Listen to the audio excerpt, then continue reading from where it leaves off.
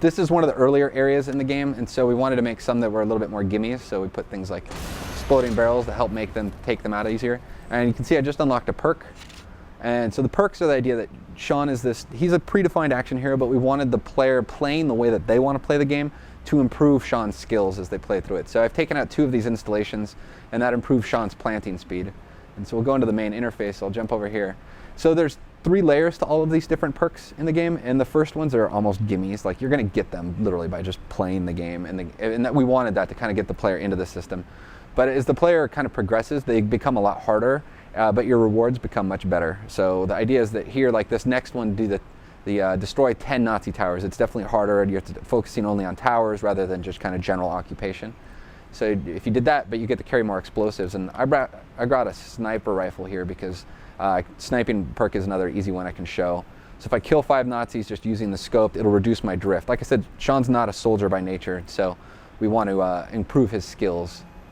So we'll jump on. It created a little suspicion ring down there on the mini map, which you can see it in yellow. And that if you're seen in those areas, the suspicion will start filling up, and Sean will start getting in trouble, and they'll start chasing him. So you got to be careful to not stick around in those areas for too long. So let's see. And one way you could use the shops like I did to get gear. You could just go around if you needed a sniper rifle, like hanging out in this, taking out these guys in the sniper towers here. There's some drift on the scope right now because, like I said, Sean's not a soldier, and he's got to get better at using this stuff. So I took that guy out. So you could go around getting sniper rifles from those guys. It's one way to get gear.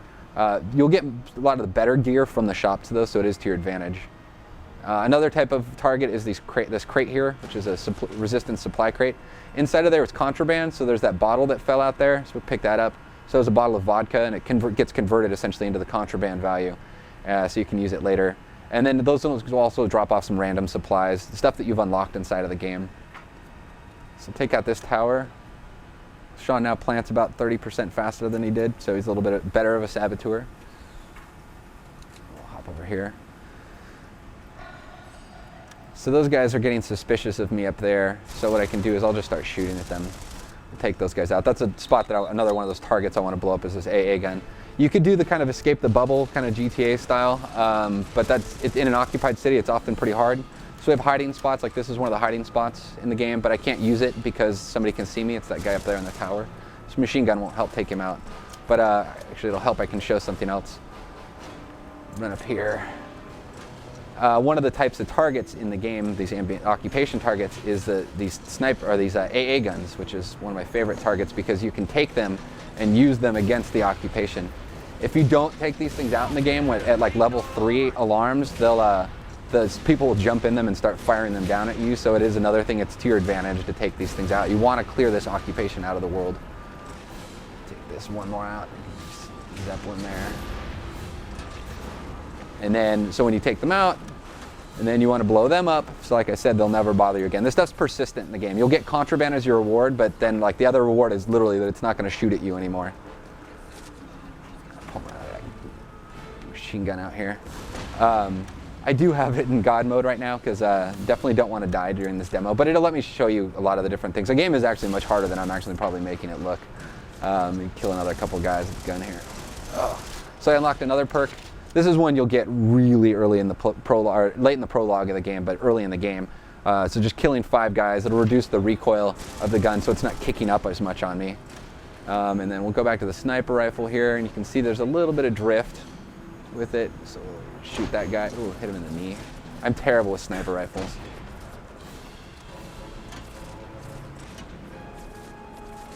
Oh, come on. One more.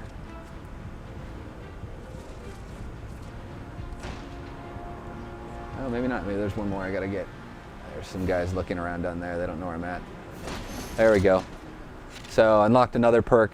This one is this one again. Like I said, it was pretty easy. But the next level of it requires you to kind of create little like macro objectives for yourself. So you can kind of create little gameplay situations for yourself. Like, so the next one requires 15 headshots, and so that requires you to kind of think a little bit more about getting that perk, but you get the reduced recoil so it won't kick up as much when you fire.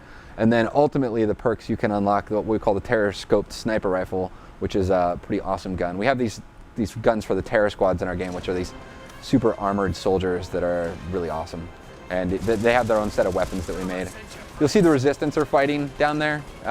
They show up in the color areas. Not a lot of them do, so it's not like completely get out of jail free card to go to the color areas. But it is a reason why you want to go through and upgrade the Resistance in the game. Another reason is, let me slide down this drain pipe here. So one reason's like, like I was mentioning, I'm in God mode right now. If I died, I would lose all my firearms and go back to the headquarters in the game.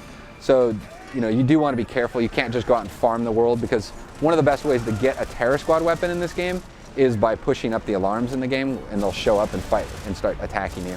So the Resistance are showing up. They're definitely a lot heavier armored, so they'll make a bigger difference than they normally could have. You can use that as just bring in some buddies to help you out, or just use it as a diversion to kind of get away from a situation. So we can use it to see if they're coming. He's trying to get up to help me, but we're going to run away from him and let him finish that fight out for me. So I'm going to crash through this checkpoint over here. These are, Paris is divided into these 3 different districts in our game, and that's one of the checkpoints in our game. So they're kind of like soft barriers, and you'll get papers to go through them. Right now, obviously, they're not going to ask for my papers because they want to shoot me.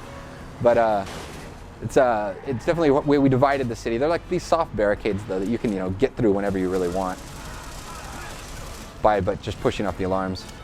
Another thing is, like I was saying, we're kind of this fantasy of the war, and so we have these Gestapo cars, which I like in the game because they have mounted airplane cannons on them, which you can use as you drive around in the world. Put it in first person here, so you can see them firing them. Things like that tank over there will now start shooting at me at level 3 escalation.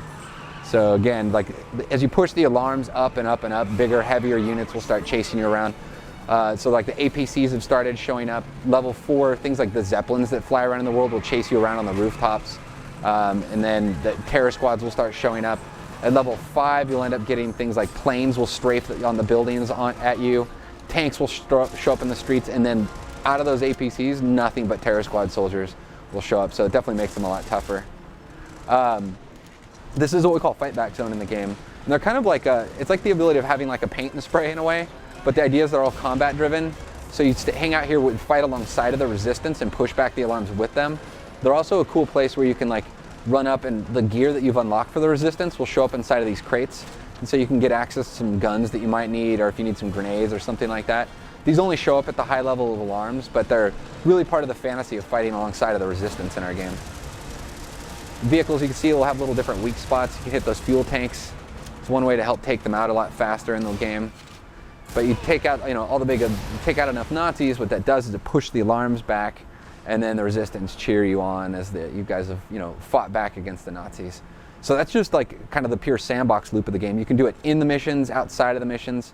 It is something that's it's just a general like kind of fun that you can have inside of the sandbox world.